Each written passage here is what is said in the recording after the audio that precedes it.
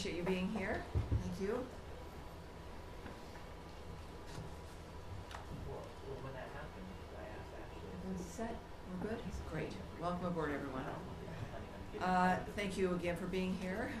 For generations, the Middle East has been dealing with the world's largest state sponsor of terrorism, with the attack on Israel on October 7th by Hamas, reminding us of what's at stake. Due to the wisdom of the American people, President Trump's election to a second term has offered the world a chance to see an American leader committed to solving many of the world's existential threats with determination. Now, as the conflict between Israel and Iran continues, President Trump has also been clear that Iran cannot have a nuclear weapon. Secretary of State Marco Rubio has also stated that fact, as he has traveled the world working to implement President Trump's vision of peace and security. That statement has also been uttered from this podium many times. The fact that Iran cannot have a nuclear weapon is clear. As the White House reminds us, since taking office, President Trump has clearly stated no fewer than a dozen times that Iran cannot be allowed to have a nuclear weapon, for anyone who's unclear on that fact. President Trump has made the same pledge no fewer than 40 times before taking office, even as far back as 2011. One of the highest priorities of the Trump administration is the safety and security of the American people. To that end, the Department of State has established the Middle East Task Force to help coordinate support for U.S. citizens, our U.S. diplomatic missions, and personnel and diplomatic engagement. The task force is operating 24 hours a day. Over the past week, to help keep U.S. citizens informed, we have issued more than 30 security alerts to countries in the region and updated the travel advisories for Iraq and Israel. We remind U.S. citizens not to travel to Israel or Iraq and not to travel to Iran under any circumstances.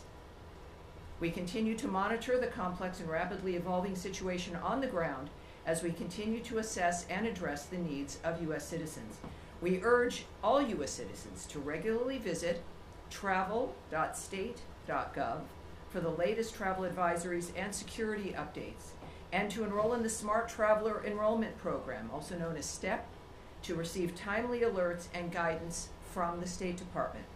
For Americans needing assistance, and there we have a bit of the website there for you, call +1 202 501 4444. That number again is +1 202 501 4444. If you're on that website, you can also click on that red box. It will take you to a page where you can search for the embassy of your interest, where you are, where you would like to connect to be able to get help from the embassy in the country where you are. And of course, the number's there as well for your closest U.S. embassy. I also want to add a couple other things here as we're dealing with this.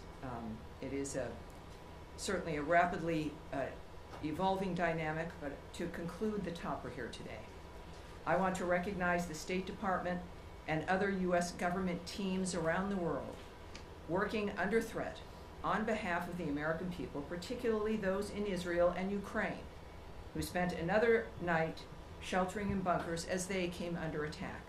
Our priority is the safety of Americans overseas and here at home. It is the priority of Secretary Marco Rubio. It is the priority of everyone who works in this building, and the thousands of American citizens who work anonymously and whom you will never see, who are working in embassies and consulates around the world and working with those local nations to be there for American citizens and to help facilitate American diplomacy. Our priority is the safety of Americans, yes, here at home, but also overseas. We thank all of those working on behalf of the American people, all of you watching from home and from around the world. We thank you, and for everyone around the nation, we know and honor your work as we begin another briefing here, ready to take your questions. All right, yes, sir. Yes, hi, thanks. Thanks for that. Could you give us some more details on this task force? how it's going to work, and specifically if it's going to help Americans potentially leave the region, be repatriated, depending on the countries that they're in, and any more details. Right. I won't be giving you, just as a reminder of how today is a little bit of a different day for the briefing. There is always things that I can't say to you. And yet we have a long back and forth. Sometimes we have a little bit of a debate. I won't engage in that today. My responses will be perhaps a bit quicker than usual, and I'll be moving around more quickly to reach as many of you as I can.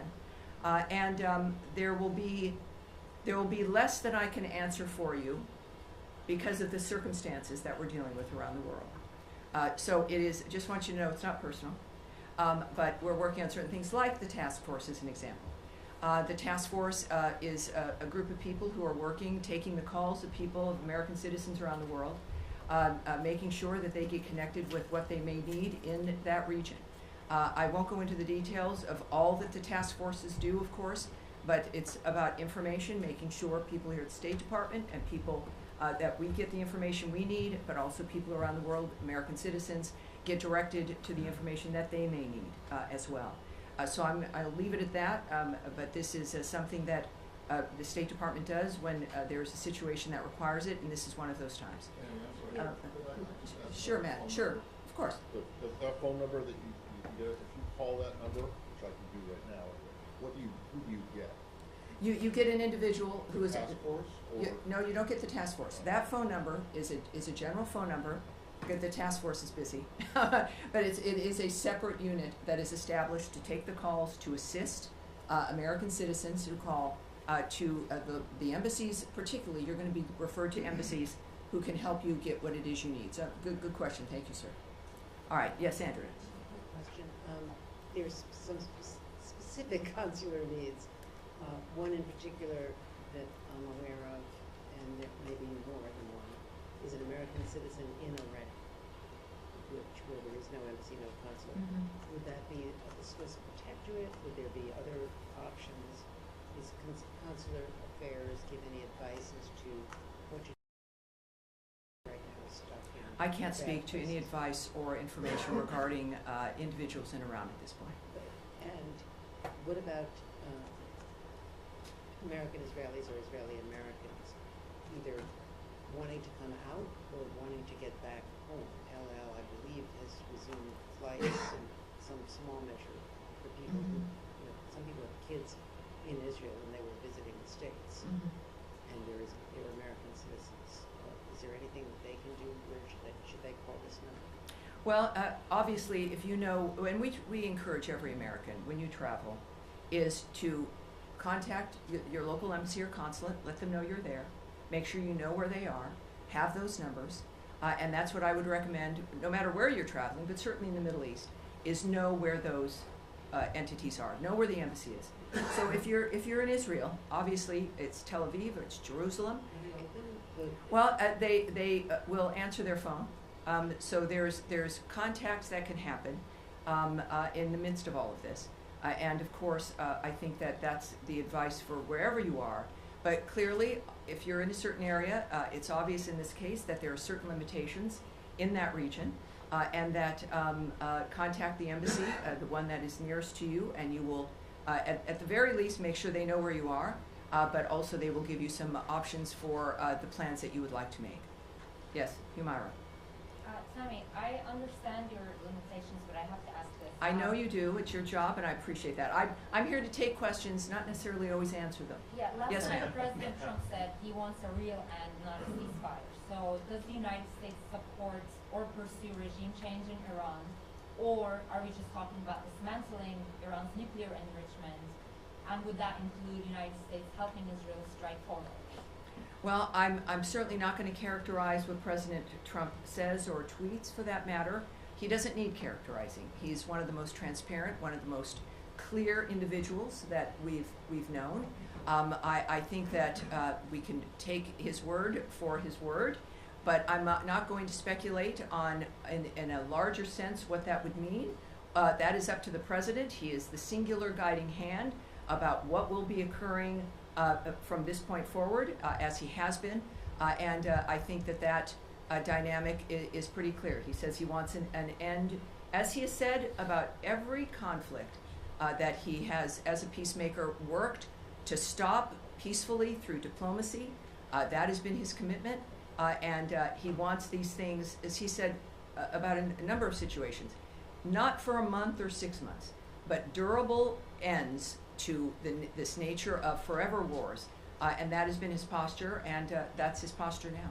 Okay, I have an easier follow-up. Yes, ma'am. How many people? I'll take a hard one too, I'd say. How many people so far have contacted U.S. missions in Israel or elsewhere, American citizens, seeking help to depart the country that they're in the Middle East? Yes, I won't discuss those details with the numbers involved with the Are embassies. you guys planning to facilitate charter planes to get people out or military evacuation? I will not discuss what our plans are in that regard. Yes, ma'am. Just to follow up on that really quickly. Sure. Are you guys considering at all operations that would help Americans who want to leave the region from evacuating? I know that our commitment is to the safety and security of Americans around the world. All right? Yes, sir. And Yes, sir. Go ahead. Tammy, would the U.S. government like to see regime change in Iran? First of all, I'm certainly not going to remotely address that. It would require me to speculate or speak on behalf of the president, which I will not do. What we've seen, though, is clear, is months and repeated statements that all he wants is a peaceful world. His activity and the nature of the actions that the United States has taken and his special envoys have been rooted in one thing, which is negotiations, looking for diplomatic solutions to generational problems that he wants solved diplomatically. That has been his constant posture. And there has been nothing that has changed in what he wishes for, what he would hope to accomplish. And so, of course, that's not something I'm going to address. Is the U.S. government and the Israeli government on the same page when it comes to the intelligence about Iran's nuclear weapons? That is a question for the White House and perhaps the NSC. That's not something I can answer here. Nadia. Thank you, Tammy. The president said he wants to see Iran offers unconditional surrender. I'm not going to ask you to comment on the president's statement, but I'm going to ask you if the secretary is involved in any kind of diplomatic missions with his allies, with the Germans, with the French, trying to offer something to the Iranians as a way out. Well, I again would not speak on the details of any diplomatic conversations if they occurred, between whom, what those details would be. We know, of course, the Secretary and the President were at the G7. Their constant work from the moment they came to office has been and certainly Secretary Rubio, was to open up conversations and to lead the world through diplomacy to make a difference. But that's the only thing that would guide me when it comes to the nature of the decisions they're making at this point. Yes, ma'am. Without getting into the details of the conversations, is the door to diplomacy with Iran on its nuclear program still open from the U.S. perspective? That would be a decision made by President Trump. Have you heard from the Iranians signaling interest in continuing discussions? That is not something that I can speak to. Yes, ma'am. Going back to the conflict piece of this in Israel, the latest security alert from the embassy there still says that the embassy is not in a place to evacuate or directly assist Americans. Do you have any timeline on when that might change for the Americans who are stranded in that country? And just looking at how quickly the security situation has changed there, the travel alert was raised to a level 4 from a level 3 for the entirety of the country.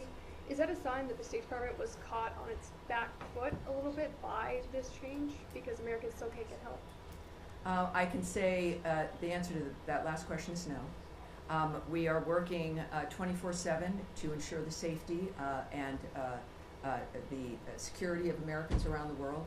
I can say that the Department of State is always planning for contingencies to assist private U.S. citizens' departure from crisis areas, and we will alert the U.S. citizenry community if there is and when there is additional information to share regarding their options during any crisis, but certainly this one as well.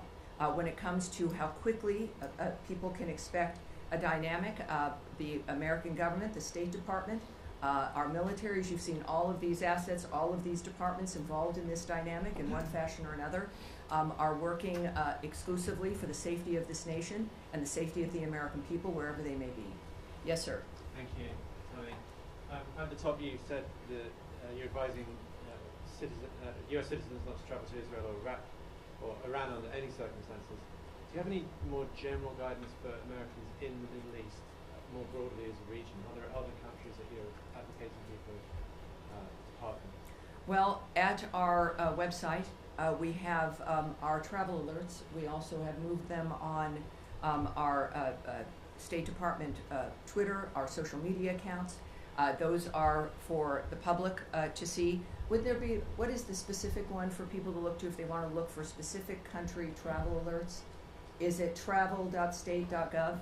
So travel.state.gov, and you will see every travel alert there for you, depending on if you're going to be traveling. It is not just for the Middle East, or if you're in a country right now, you can get your information there. Yes, sir. Thank you. Two questions. In your topic, you also recognize American diplomats serving in Ukraine and Israel who spent another night in the bunker. Yes. Well, one of American citizens happened to be killed by the Russians last night in Ukraine. Do you have any comment on will the U.S. government act to protect American citizens in Ukraine? Yes, we are aware of last night's attack on Kyiv, which resulted in numerous casualties, including the tragic death of a U.S. citizen. We condemn those strikes and extend our deepest condolences to the victims and to the families of all those affected. The President, in the recent past, has made his thoughts clear about striking the civilian areas in that regard.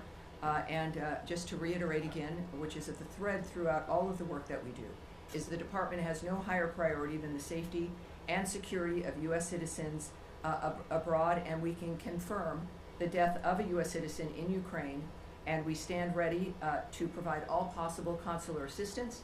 And out of respect to the family during this obviously horrible time, we have no further details to offer in that regard. As a second topic, in light of Israel-Iran tension, some of our colleagues from VOA, Persian service, were called back reportedly.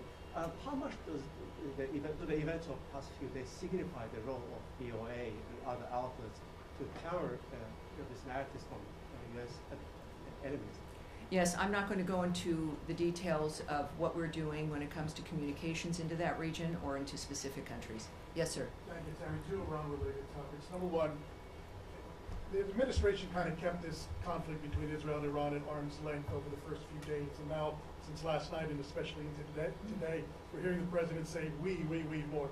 We have control over the skies. We know where the supreme leader is. He's kind of taking more ownership of the situation directly. Is that feeling trickling down to this building as well? Is there more of an ownership of the situation in the State Department as well? Well, I again can't characterize the feelings of the President of the United States. We know that he is our lead. We know that he is the guiding hand. We know that he is one of a few who know all the details, and he is clearly has a mission and an agenda that has involved diplomacy and changing the world for the better for people. In the meantime, of course, things change. Our experiences change. He's making comments that are a reflection of what what matters to him, and of course, what matters to the President matters to the State Department and every other department. I think that it is fair to say that his leadership and his re-election to the second term was because people here in the United States were tired of the status quo, and what the world has seen is a peacemaker and someone who can make a difference, and that's what they're looking forward to. Final question. Can I get in one more? One more. There's no special envoy for Iran. Several key locations in the Middle East don't have a confirmed ambassador. We speak often about the day after situation in Gaza.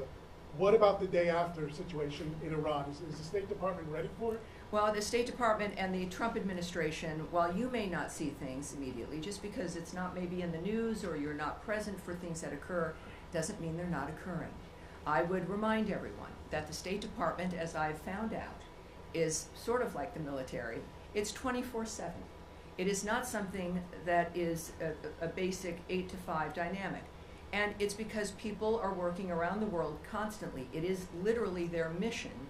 Personally, their work is what they do and are committed to. So while you may see a certain thing in a static framework, it doesn't mean that we have not worked on that or are not working on that or that things will begin to happen. So it's just a reminder that it's not about the day after. We are working before, during, and after. It is the anticipation of people with history and an experience when it comes to the history, not just of a building and of a department of the United States, but the history of people working on diplomatic issues throughout the world. And they work for this department, they are committed to those issues, and that is what makes the State Department so effective, in addition to the leadership that is afforded by Marco Rubio, as guided by Donald Trump. Yes, sir, you've been waiting. Tammy, the NATO summit is in The Hague next week. Yes. President Trump and Secretary Rubio came back early from the G7 summit because of the nature of what's going on in the Middle East. If this situation is still unfolding next week, should we expect some kind of changes to the delegation, changes to travel? Should we be anticipating that if the situation is still ongoing? You know, I can't tell you if anything will change. I know it has not so far, but as we have experienced from day to day, or even sometimes hour to hour, things do change. This is a very dynamic event. We've all had our special situations that we're interested in, and we all want diplomacy to work, and we've been cheering on summits and ceasefire discussions, etc. This is something that is moving, as things tend to, very rapidly.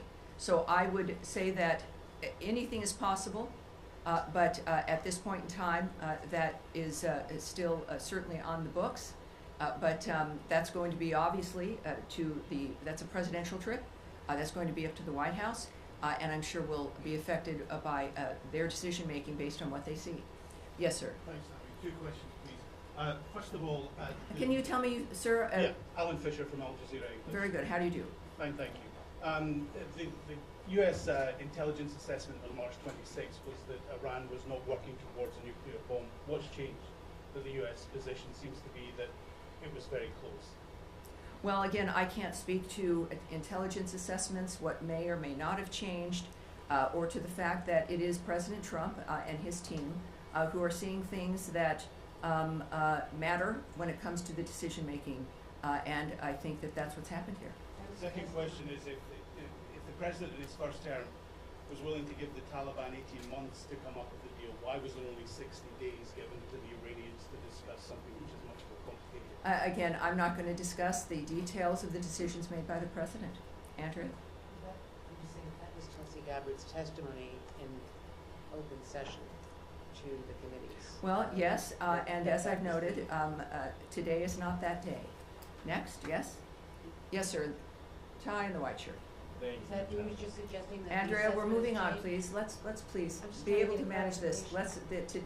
Sir, in the back there. Thank you, Ben. My question is, the other week we were talking about the negotiations between Iran and the U.S., and the president was very optimistic about it. And now, drastically, everything has changed. We are talking almost about a full-scale war between Israel and Iran. How do you name the procedure right now?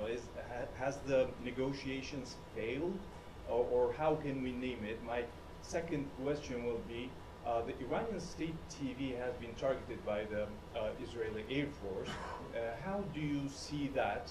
Do you see a state TV channel as a legitimate target? Well, you'd have to ask Israel about their decisions when it comes to the choices with what they strike and what they don't. And on your first question, which now is already, what was your first question? My first question, after all this, after these escalations, how do you name? Oh well, the I would say that you would look to the President of the United States for how he is characterizing what has occurred, and he is very open and transparent with that, and does it with his many conversations with the media, and also on Truth Social. He is clearly accessible, certainly with his remarks, and he has said a number of things on social media that I think might answer your question. Yes, Saeed. Very quick question on Gaza. Of course. Well, yeah. Are we continuing Well, still with it? I I will come to you on Gaza, Saeed, I promise. But let's continue with the topic at hand. So yes, sir, in the back. Thank you so much, time. 2 questions. One question on Iraq related to Iran. Iranian-backed groups defend this whole threatens the U.S. against interfering in the Israel-Iran conflict, which they said any American intervention in the conflict would prompt the group to target the U.S. interest across the region. How do you reach to the Iraqi government, and what's your message to these groups? And the second question, what's the State Department's assessment of diplomacy? Have you put diplomacy on the side, or you still believe that diplomacy can work with Iraq? Well, again, I'm not going to comment on the nature of how the White House or the President or the DOD will respond to certain remarks or demands made by someone. So you'll have to ask the DOD regarding their reaction in that regard. I would also, though, I know that the President's Truth Social, he's made it very clear, even I think today, and I think I've got that right here. This is, again, one of the things we've learned about President Trump is that when he tweets, when he speaks, the world watches, and it's the most clear framework that we can learn of his approach. He has, I don't know if I can get to the exact one, but he has made it very clear that, oh yes, here we go. He has noted that we don't want missiles shot at civilians or American soldiers, or our patience is wearing thin. Thank you for your attention to this matter. He is making it clear, I think, here regarding certain choices on the ground that are being made, and that what we've asked for regularly is, and what he has made clear, is that we were not a part of the initiation of this, certainly. We're not a part of Israel's attacks on Iran. That I think was stated very clearly by both Secretary Rubio and the President. And that's important for them, for people to know. And in this case, of course, the President has made it clear that if Americans are hurt, or in this case, a missile shot at civilians or American soldiers, that there would be a repercussion. I think that would not be surprising. All right, we'll go back. Well, more on Iran. We'll close with you, sir. Thank you so much. Could you tell us about the role of partner countries in mediation efforts with Iran, like Mohammed bin Salman of Saudi Arabia, Qatar, and UAE? President Trump recently concluded a successful trip to the Middle East. What can you tell us about the role of these partner countries? It's clearly he went with a goal in mind. He makes deals. He's the best deal maker in the world. These partners in the Middle East that we have, they understand clearly our intentions and what our goals are. Thankfully, again, to the approach and the style of President Trump. It's, I think that when it comes to, again, the best person who can explain his feelings and thoughts about what's accomplished on any issue is the President himself. So I refer you back to what he writes and what he is posting on, I think, a very regular basis, which is helpful to people like me, and I think to the world at large as well. Despite Israel's concerns, despite Israel's concerns, President Trump is still trying to negotiate with Iran for a nuclear deal, showing that his priority is peace in the region. President Trump has once again recently offered to mediate on Kashmir, but the Modi government says that they don't need Trump's help. Does President Trump need Modi permission to bring peace in South Asia by resolving the Kashmir issue? Well, yes, this is every country, as President Trump has stated, is a right to define its own future. He offers his help, and it's up to whoever he's offering it to whether or not they'll accept it. We live in a fascinating, exciting time where we've got a man who can make the difference, and he's generous about making that difference. He could have chosen to have this term be about anything other than peace and making America great again. But he's stuck with that. He's committed to that. It is part of his overall commitment to the country. So I would not speak to the nature of another country's decision making. That's up to them. But I think all of us are grateful that we have a president who's willing to help and wants to help. Now you have one more in Iran, and then we'll go to Saeed.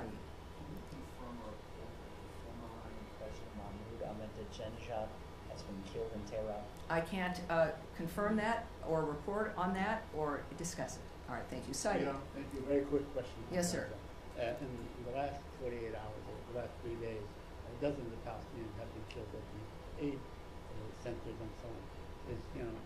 With everybody focused on Iran, this situation still garner some interest or attention in this building of the United States of America. And are you urging the Israelis to hold off whatever amount of firepower they're firing at these aid centers?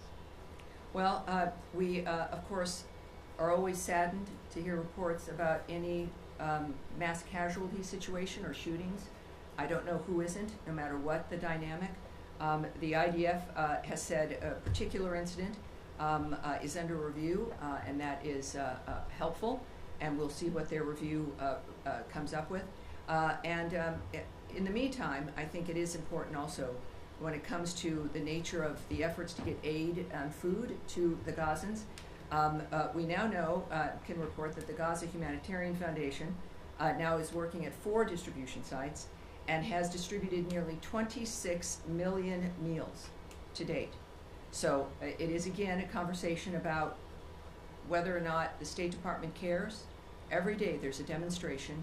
And when we think about the State Department, it's people. It's people who've committed their lives to a diplomatic life, to a life of foreign service, to a political life, to try to make the difference for the world. So we see that manifesting here. And as we also know with today's events and today's conversations, there's a reason why we need people like President Trump and the American commitment to peace abroad. All right? Yes, okay. Yeah, it's being reported over the weekend that the Secretary of Defense, actually the President, would expand the travel ban to 36 other countries. A lot of them, from what I understand, are on Africa. There's already 19 countries that are affected by the travel ban to a different extent. Can you share any details, elements you have on this plan? I'm going to speak a little bit about it, not into the detail of what, about the decision making or the process in that regard, but we are of course committed to protecting our nation's citizens by upholding the highest standards of national security and public safety through our visa process in particular, as laid out in President Trump's Executive Order 14161, protecting the United States from foreign terrorists and other national security and public safety threats. The visa adjudication process has got to ensure that U.S.-bound foreign travelers do not pose a threat to the national security and public safety of the United States. That is, I think, a very low bar, and is a bar that every nation should be able to adopt. To protect the national security and national interests of the United States and its people, the Department of State and other U.S. government agencies assess other countries' security capabilities, information sharing, and identity management practices, exploitation of the U.S. visa system, such as overstay rates, and failure to facilitate the repatriation of their removable nationals. So, noting where a country, perhaps as you did, is located, the geoposition, the actual location of a country, is not a factor, or what continent that country is on. These are about very specific aspects about whether or not the United States feels it can trust the information we rely on those countries for to determine whether or not they'll get a visa. We don't, we rely on the vetting and the presentation of information from other nations in order to say, yes, you can, or you can't come. In this particular instance, I think that it's clear as we're looking at providing a period of time, countries being told if they don't get to that point where we can trust them, and they've got to change the system, update it, do whatever they need to do to convince us that we can trust the process and the information they have. So that is the goal of this. The Secretary will have the discretion to determine whether or not someone is on that list, as we then also continuously vet the nature of what's happening within these conversations. And the goal is so that we can all move forward, so that people can come to the country. Can I follow up And on that that's real- our goal. All right. Can I follow up on that real quickly? Yes, sir. Yeah, but I don't know why you're so far in the I'm back. far away in the Michelle, back, I'm sorry. With NPR, yes. Yes, just following up on that, there was a deadline given for these 36 countries tomorrow to come up with their action plan. I wonder if you've heard back No, from that's any of them yet? that's incorrect. I can just tell you that that's not correct. The fact is that they will have a considerable amount of time to rectify whatever the situation is that the State Department has determined is affecting the nature of our trust in how we issue a visa. All right? Yes, and we'll take. Yes, sir, with the beard there. Yes. Has the United States... Can you tell me your name, sir, and your outlet? Mustafa Abdul, Shafaq News. Okay, welcome aboard. Thank you. has the United States received any official request from Baghdad to help prevent Israeli overflights in Iraqi airspace? And what is Washington's response to such a request? Again, you would need to speak to the Department of Defense and the White House regarding that. I won't speak to the details of conversations, certainly about anything of that matter involving any country. And I think that will be it for today. As we return, thank you all for your patience, and I expect to see you again later in the week. Thank you very much, everyone. Thank you. Appreciate it. You only left half of the journal, if that's okay.